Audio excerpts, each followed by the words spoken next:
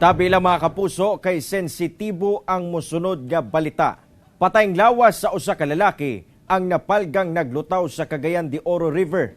Biktima adunay samad dinunggaban sa nawong ug adunay parte sa iyang ulo ang nabuak. Aneng report. Patay na diyang nakaplagan sa mga residente sa Isla Delta, Barangay Consolacion, Cagayan de Oro City. Kining lalaki sa Cagayan de Oro River, pasado lasay sa buntag adlong Miyerkules. Ang biktima walay sapot sa lawas diyang nakitaan sa mga residente.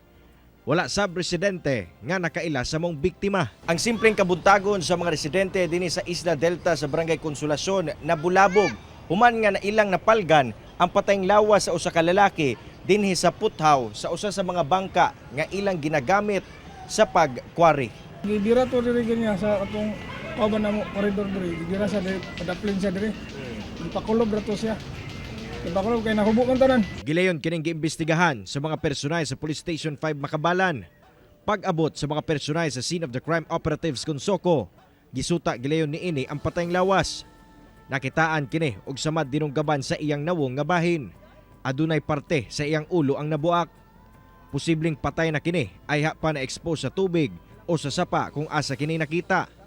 Ang biktima gibana-bana ang nag-edad og 50 ngadto 55 anyos. Aduna sab gitason nga 5'4". Probably daw basin gibunalan og bato. Dayon dani sa iyang mga dagway kaning nay mga ex dinunggaban daw base sa report sa Soko. Dani sa iyang kuan na samad po dani.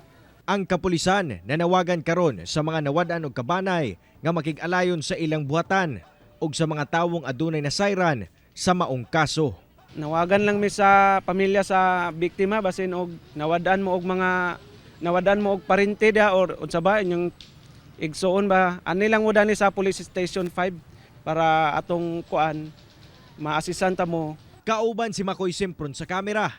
Ako si Cyril Chavez para sa One Mindanao.